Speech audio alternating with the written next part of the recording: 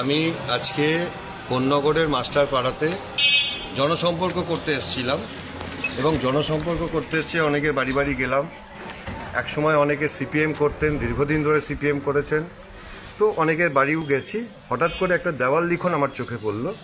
সেই দেওয়াল লিখনটা লেখা আছে, সাম্প্রদায়িক বিভাজন রুখতে কমরেড মীনাক্ষী মুখার্জিকে এই চিহ্নে ভোট দিন। সাম্প্রদায়িক বিভাজন।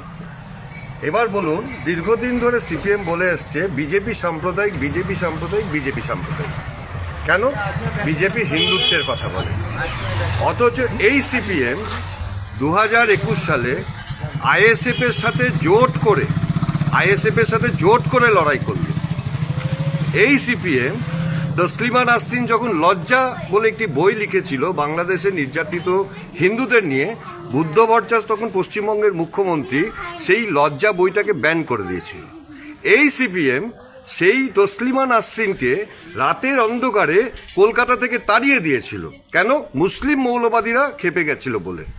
আজকে সেই সিপিএম কমরেড সেলিম, মোহাম্মদ সেলিম, সে কোথায় যাচ্ছে? মুর্শিদাবাদে। হুমায়ুন কবির যে বলছে বাবরি মসজিদ তৈরি করব, তার সাথে গিয়ে মিটিং করছে। সেই সিপিএম লিখছে সাম্প্রদায়িক বিভাজন রুখতে। আসলে এই সিপিএম পরোক্ষভাবে মুসলিম মৌলবাদের সাথে আতাত করে এই পশ্চিমবঙ্গকে পশ্চিম বাংলাদেশ তৈরি করার চেষ্টা করছে। আমি এই ভিডিওটা কেন করছি? এই ভিডিওটা করতে এসেছি এই কারণে, যেহেতু এই লেখাগুলো আছে, আপনারা খালি মিলিয়ে নিন। 34 বছর সিপিএমকে দেখেছেন, 15 বছর তৃণমূলকে দেখেছেন, বিজেপি এখানে সরকার দেখেননি। আরেকটা আমি দেখাচ্ছি, শিক্ষা, স্বাস্থ্য, স্বচ্ছ প্রশাসন করতে। শিক্ষা 34 বছর সিপিএম ছিল, শিক্ষার কি অবস্থা ছিল সব জানেন। স্বাস্থ্যের অবস্থা সব জানেন। যারা বলে গরিব মানুষের কথা, আজকে সেই স্বাস্থ্য কিনতে কেন আজকে অন্য রাজ্যে যেতে হচ্ছে? যারা সাম্যবাদী, যারা শিক্ষা স্বাস্থ্যের কথা তো বলে, আজকে শিক্ষা, পশ্চিমবঙ্গের শিক্ষার এই হাল কেন হলো? খালি 15 বছর হয়েছে? 34 বছরে কি খুব ভালো ছিল এখানকার শিক্ষা?